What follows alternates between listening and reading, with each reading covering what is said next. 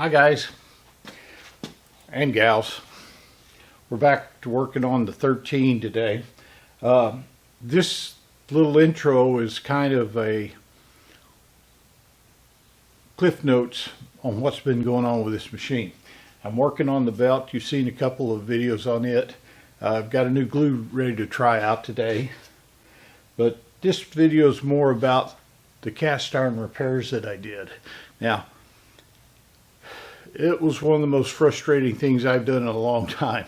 It took about 6 hours for me to get the table into this shape. This is a little piece over here, and you're going to see all this in the main video, but just cliff notes, if you will. This piece here I broke off while trying to get in and clean the bed oilers. This bed is not connected to this machine in any way. It just sits there. And when we pushed it over far enough to get to the rollers, it was top heavy on this end because of this motor, and it just crashed to the ground and it broke this cover off. I've always had really good luck with a cast iron TIG rod that I use, and this thing gave me fits. Had a lot of problems with cracking until I figured out what was going wrong. I didn't have anything to practice on, so it was actually practicing on the piece. But I've got it to this shape here. You'll see how I did it in the video. The end result was pretty good, I think. I ended up having to V this out a lot deeper than I wanted to, and I went to pulsing the TIG with my foot pedal, and that way I could control the heat. My whole objective was not to heat this thing up any more than absolutely necessary, and that easy TIG rod does pretty good. I did have one problem that was cracking on me for the first 4 hours, but I figured out how to get around that. You'll see it in the video, and I think it turned out pretty good. So follow along. Try not to be too boring, but this is a good product in a good way. I got to finish grinding some of these corners in. Bought a new die grinder for all that.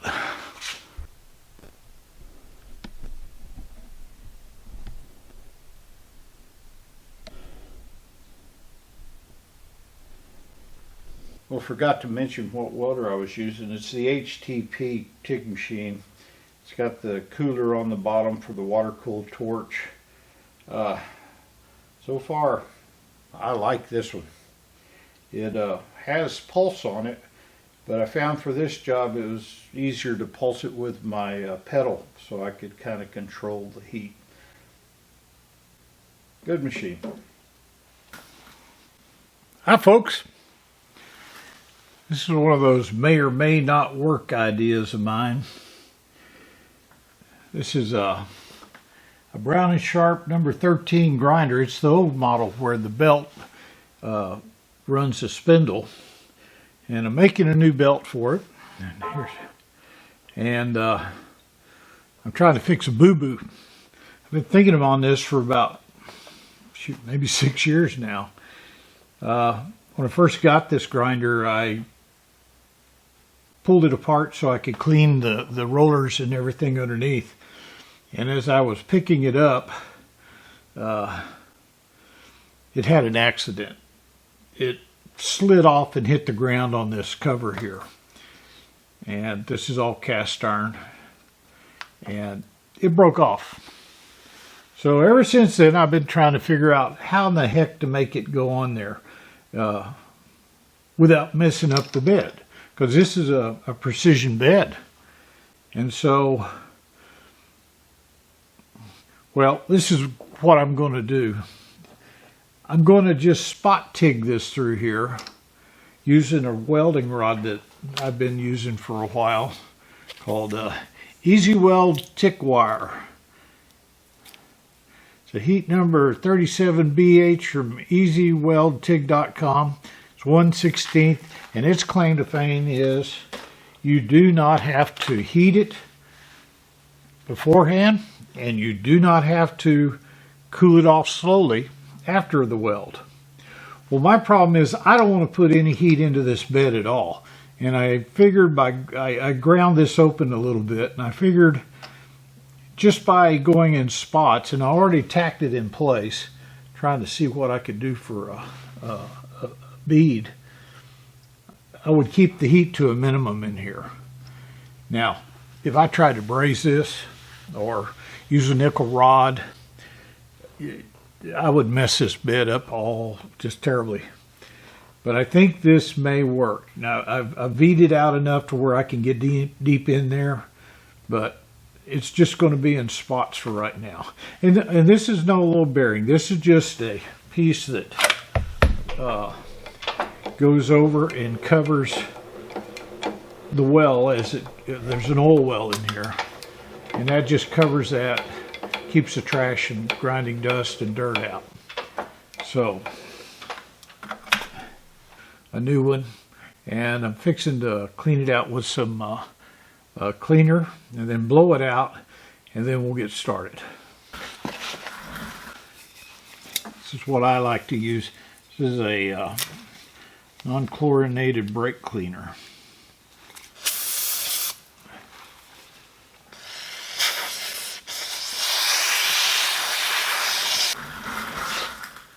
Make sure you use non-chlorinated.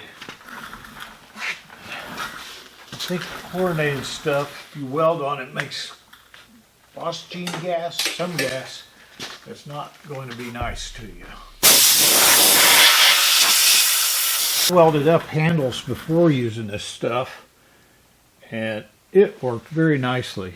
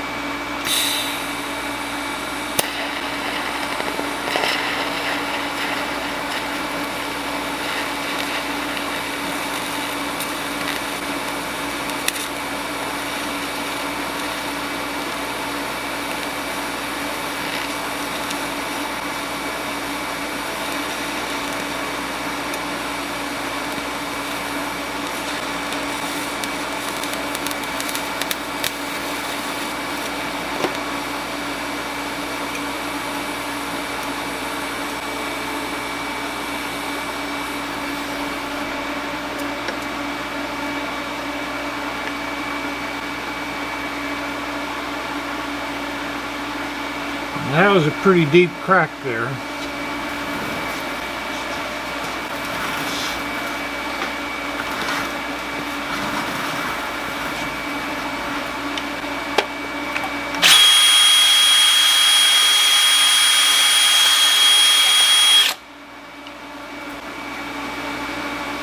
Like it tied in pretty good over there, but I want to start here and go down.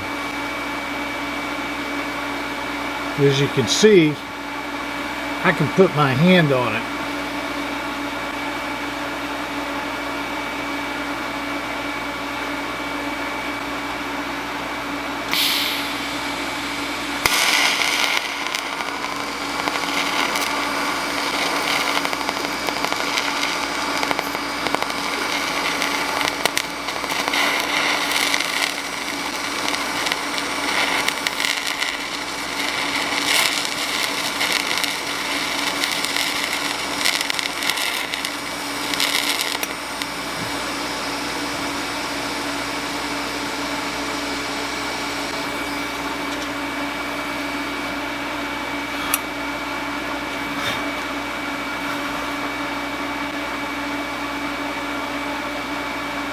A little bit warm there.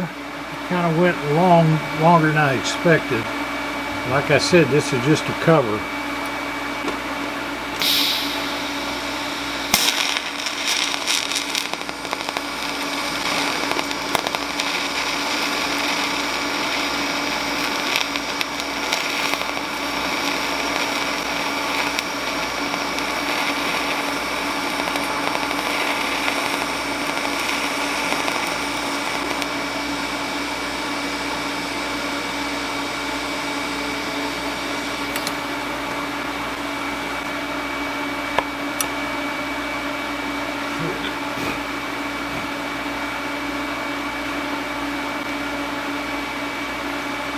I'm gonna put that a little bit farther out. It's kind of hard to get in there.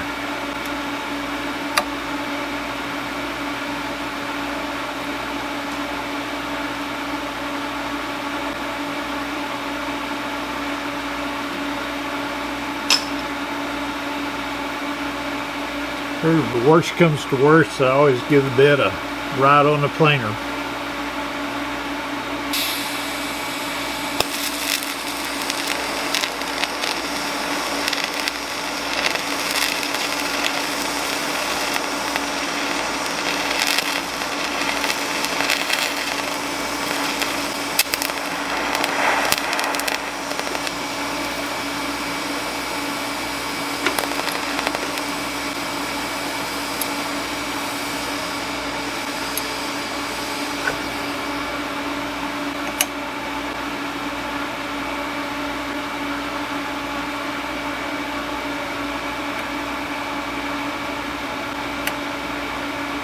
Well, I see a crack, and I see a crack over here too.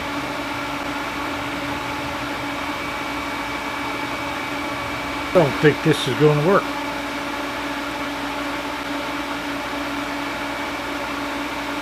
Let's see if I can make it work up here on this corner here. I'll turn it down and see what happens.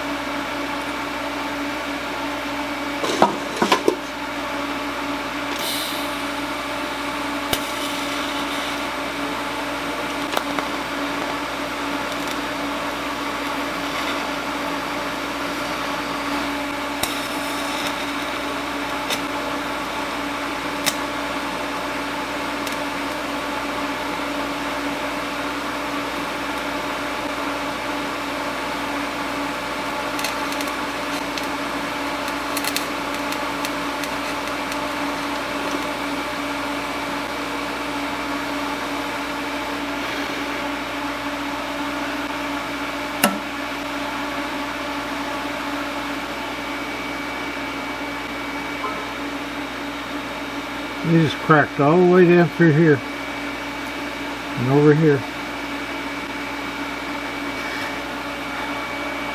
And this side over here, I'll show you a second. I don't seem to have that problem. I lowered the amperage down. Not really sure why it cracked. I've never done it before. Wondered if it's just not enough channel like I had before.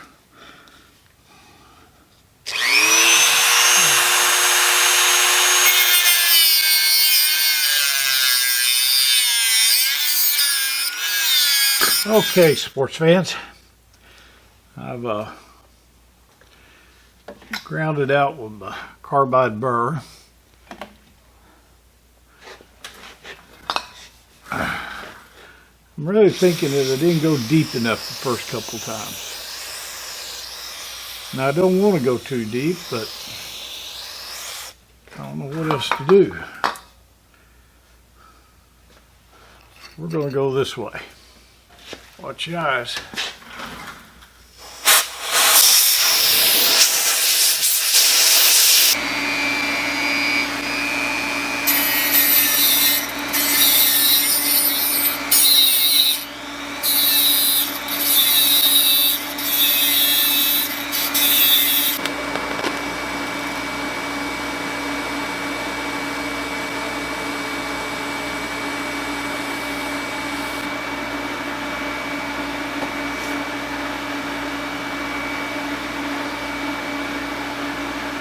But hold your breath.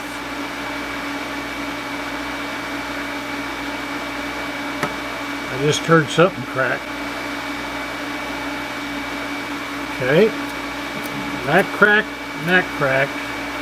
This one didn't, this one didn't. And this one didn't. Alright. Let's just spot weld it. See what happens.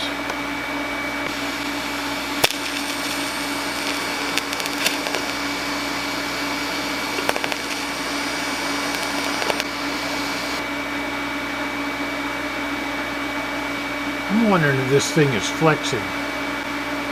Because it's flexing, it's raising up and then cracking.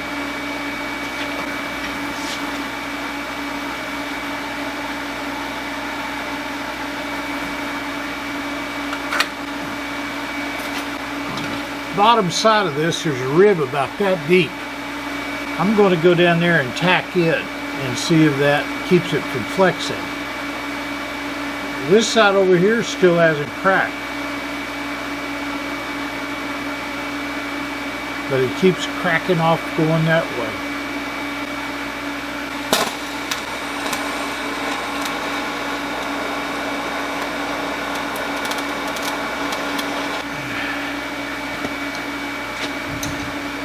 What I thought were cracks turned out to be either very microscopic cracks,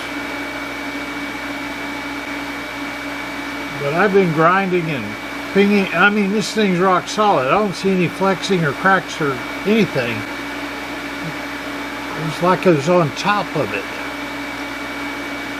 Now, originally the first ones were going through. I could tell that. I pinned it underneath there and tigged a spot down there, and that has stopped it from going this way, I believe. So now I'm just kind of going in and filling in the voids. I'm not putting a lot of heat in one area. I mean, I think I got it on the run.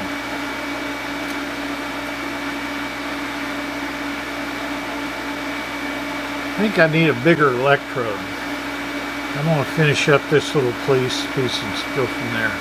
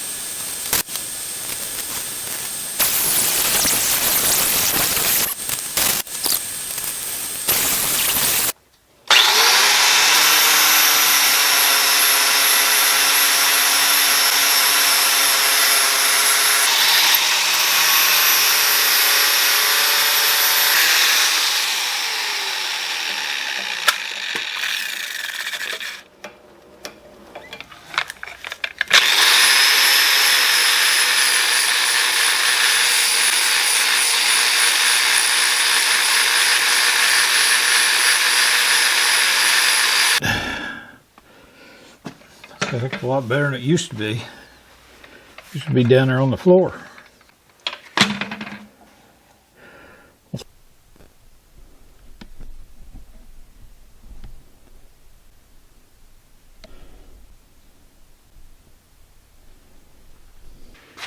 Well guys, that's it for today's video. I think that's a really good repair. When I ring it, it sounds really solid all the way through. Gave me fits though. Hope this helped someone. Thanks for watching.